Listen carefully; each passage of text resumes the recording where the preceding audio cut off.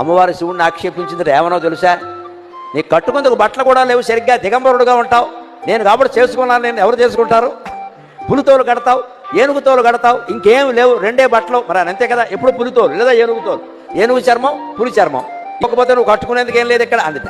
అంటే ఆయన అన్నట్ట, పులితోలు ఏనుగుతోలు రెండు దాచిపెట్టాయి, నేను ఏం కట్టుకుంటానో నీకు చూపిస్తాను అన్నట్ట. ఈవిడ కావాలనే పులితోలు ఏనుగుతోలు అయ్యవారికి దొరకకుండా చేసింది. ఈవిడ స్నానం చేసి వచ్చింది కైలాస మానస సరోవరంలో. ఆ తువ్వాలు ఉంటుంది కదండి, అమ్మవారు తుడుచుకున్న తువ్వాలు, అది ఆరేసింది అక్కడ.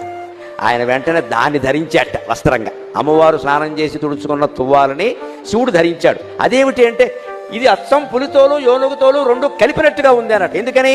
అమ్మవారు ఒంటి నిండా పసుపు రాసుకుంది కాబట్టి ఆ తువ్వాలకి పసుపు చారలంటే. అమ్మవారు కస్తూరి తిలకం దిద్దుకుంది కాబట్టి కాటుక పెట్టుకుంది కాబట్టి నల్లటి చారలు కూడా అంటే.